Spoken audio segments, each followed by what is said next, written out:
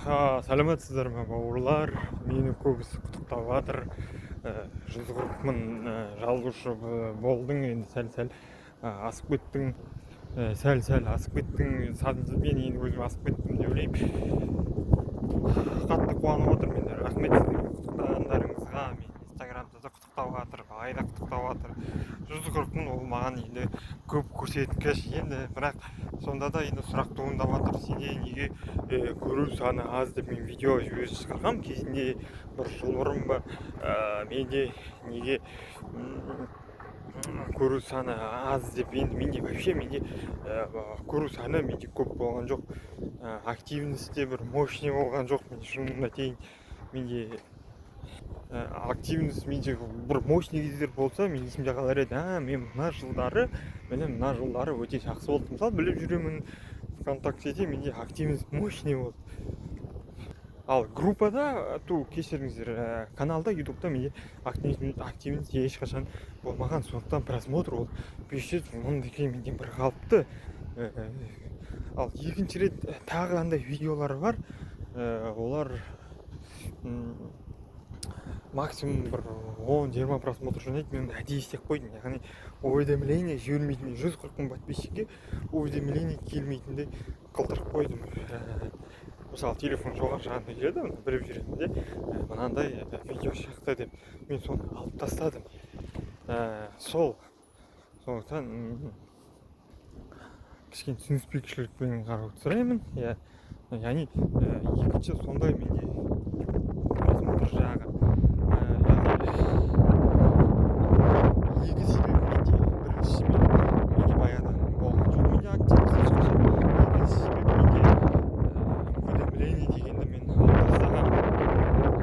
Сондықтан түсініспеушілікпен қарауды сұраймын. Енді мен бірнеше рет айттым, каналын сат деп ешқаға желіп отыр. Какой-то 150 мың теңге, 200 мың теңге дейді. Ё-моё, шок боламын. Какой нахрен 250 мың? Ты благотворительный сатып или басқа канал сатып ал, маған тиіспеңдерші бауырлар деймін. Айына бір 3-4 рет ұсыныс келеді, мен соның бәрінен қызық ретінде көремін. Көбісі 200 мыңнан артық бермейді, 150 мың береді. Даже келесі вообще мен ондайларға просто жауап бермеймін, игнор жасаймын, звездовать етемін. Именно сондай сұрақтарға диалогта жүргіземін. Бәрі ол арт жақ айқай болып кетеді. Даже жақын араласып жүрген подписчигіммен жақында мен конфликт келіп қалдым. Біледі өзі, сен айтады, подписчиктер бағасын айтып едің, көдім құрсып жатыр дейді маған. Типа, ол әзіл ретінде қабылда дейді. Мен отырайын соны әзіл көдім құрсып жатыр дейді. Ё-моё, достар, сондайсың қызыққан или вообще канал деген көңілімді өзгертіп жіберді шын. Даже біліп жүремін, группаны саттым ғой ВКонтактеде. Сонда қиын болды. Кәдімгі жоқ, мен сатып жүргеніме қуанамын, бірақ қимайым бар. Уақыт өте келе мен түсіндім, ол проект сату дұрыс емес болды деп. Ол проектті маған дамыту керек деп. Сол жақсы бағаға кетті, бірақ сонда да проект сатарда 100 рет ойланған жақсы. Мен алдымда ВКонтакте түгел кетіп қалды, дұрыс емес болды. ВКонтактені дамытып, екі жақтан да дамытуым керек еді. Енді ВКонтактеге ашып алдым, енді подписчик саны тұры мыңға жетпей. В общем, 140 мың болдым. Міне сұрақтарға жауап енді. 140 мың болдым. Көбісі каналың сатты деді. Кейін көбісі емес, бір-екі. Одан кейін неге просмотр аз деді. Оған да мен жауап бердім бана. Кешіріп қойыңыз. Құттықтағандарға қатты алғыс, мұның да бір алғыс білдіремін. Разы болсын сіздерге бауырлар. Құттықтап отқандар көп.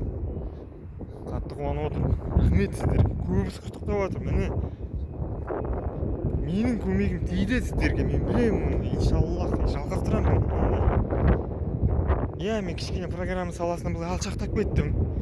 Көбіне мен компьютер, телефонға арнап видеолар түсіріп жатқан жоқпын. Оны да түсініп тұрмын. Көзікпен қараңыздар. Менде бар адаммын, менде де өзім қалаған видео түсіргім келеді. Бірақ қалаған видео дегенде мен видео салып отырмын.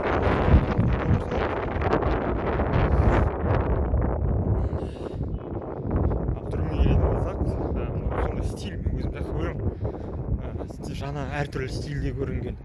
Мен ұялмаймын, шашымды қырғылдырып тастай аламын. Сондай бір еріксіз. Атырауда тегістелінге негативіне қарайды бір жаман. Сен маған айтқандар болды, сен уродсың дейді. Не деп, Алматыда жүрсең мұндай істеуге саған просто мән бермейді. Ал Атырауда өкінішке орай осындай түрлі стильдер жасасам, маған негативпен қарайтындар бар, позитивпен де қарайтындар бар. Сол біліп жүремге жазыламыз. 140 мың болғанға әлде өзіме километр, былай айтқанда шағын нокдаунымдамын.